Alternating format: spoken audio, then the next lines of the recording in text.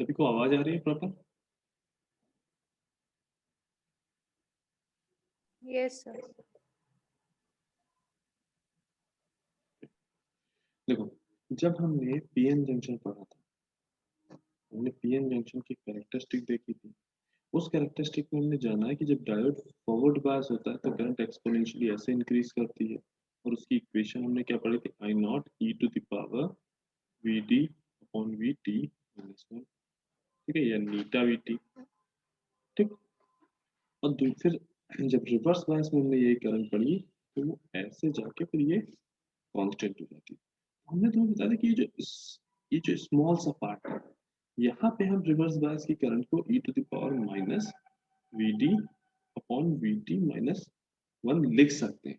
लेकिन क्योंकि ये जो पार्ट है ये इतना स्मॉल है कि इन जनरल हम इस पार्ट को ही कंसीडर करते हैं रिवर्स बायस की करंट की तरह। और ये क्या कहलाती है? Reverse saturation current. और इसको हम क्या लिखते हैं? Minus I not. क्या होती है? Minus I not. ठीक है। क्यों? क्योंकि इस ये वाला पार्ट जो है, ये वाला part V D upon we T, ये तुम्हारा पार्ट जीरो हो जाता है। ठीक है। और क्या हो जाता है? Minus I not. ठीक है। माइनस सिंपली क्या शो कर रहा है? यहाँ पे माइनस नहीं भी लगाएंगे तो चलेगा, क्योंकि माइनस सिंपली, क्योंकि ये नेगेटिव एक्सिस पे ऑलरेडी बनी हुई है। ठीक है ना? तो यहाँ पे माइनस क्या शो कर रहा है तुम्हारा?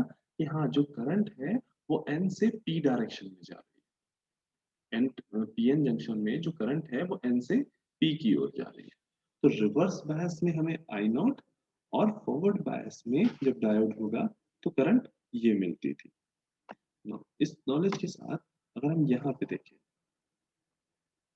यहाँ पे अगर हम देखें तो यहाँ पे ये क्या है? कलेक्टर जंक्शन की करंट है, और ये क्या है? अमीटर जंक्शन की करंट है। कलेक्टर जंक्शन क्या है तुम्हारा? रिवर्स बायस है, तो ये करंट किसके बराबर होगी? यहाँ का जो रिवर्स सॉरी, यहाँ का जो रिवर्स करंट होगी उसके बराबर होगी। रिवर्स सैचुरेशन करंट यानी आईसीओ के बराबर। और ये वाली जो करंट होगी जो अमीटर जंक्शन की है, वो अमीटर जंक्शन फॉरवर्ड बायस है तो ये फॉरवर्ड बायस की करंट होगी। और इसको अगर हम टोटल आईई लिख लें, इसको आईईओ को, इसको हम इस फॉरवर्ड करंट को अगर हम आईई लिख लें, अल्फा आई ई, यहाँ पे i e is equal to क्या है? I e naught e to the power v e b upon we T minus one. तो ध्यान से देखो तो ये इक्वेशन वही है जहां से हमने शुरुआत की थी, जिसको हमने कहा था कि भाई ये इक्वेशन जो है केवल एक्टिव मोड में काम करेगी और किसी इक्वेशन और किसी मोड में काम नहीं करेगी। ठीक है।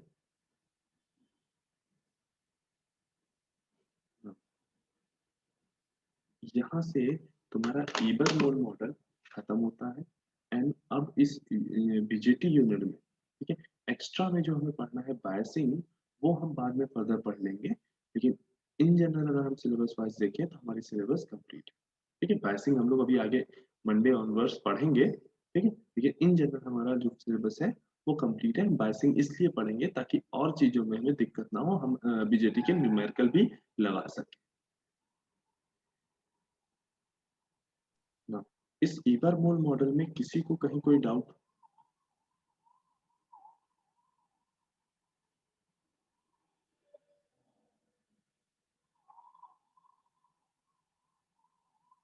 नहीं सर। ओके। तो अगर किसी को डाउट नहीं है तो सभी लोग अपनी अटेंडेंस मार्क कर दें। Okay sir.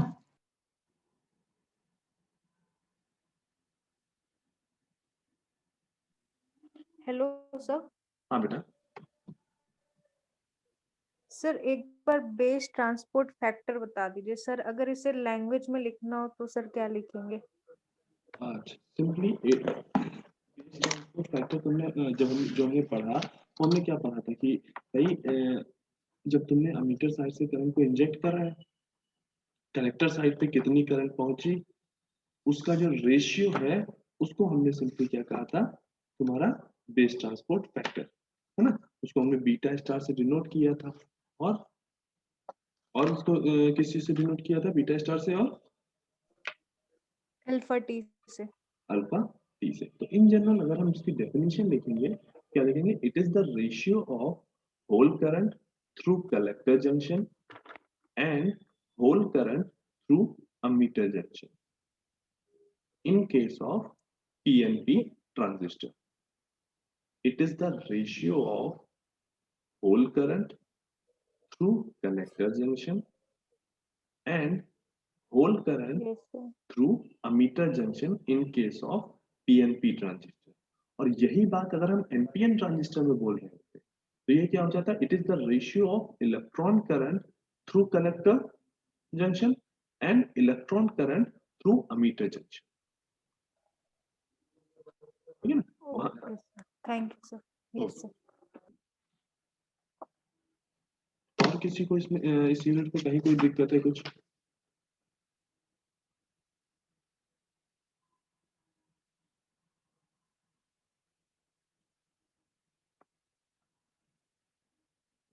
आई गेस सभी ने अपनी अटेंडेंस मार्क कर दी है, तो अभी हम लोग मीटिंग एंड करते हैं।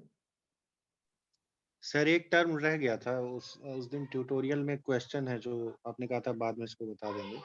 हाँ हाँ हाँ, उसको भी हम लोग डिस्कस कर लेंगे। ठीक है, वो तुम्हारा भी थोड़ी देर बाद आएगा। वो जब हम कुछ चीजें पढ़ाएंगे तो फिर कर लेंगे, क्योंकि अभी क्लास की स्ट्रेंथ भी कम है, कुछ चीजों के साथ हम डिस्कस करते हुए चले जाएंगे। ठीक है, ओके ओके सर।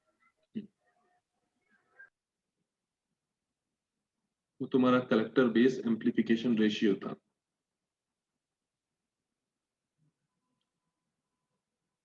ठीक है, और अभी इस बीजेटी को हम इस तरह से नहीं कह रहे हैं कि हाँ एकदम पूरी तरह से हमने इसको खत्म कर दिया। अभी इस बीजेटी में काफी चीजें हैं कि तुमको और थोड़ी सी, मतलब नेक्स्ट वीक में आई गेस तुम्हें बीजेटी ही पढ़ना रहेगा, 2 या 3 लेक्चर तुम्हें बीजेटी ही पढ़ना रहेगा। ठीक है, अभी कुछ चीजें और डिस्कस करेंगे ताकि थोड़ा सा इन डेप्थ नॉलेज तुम्हें बीजेटी की और अच्छे से हो जाए।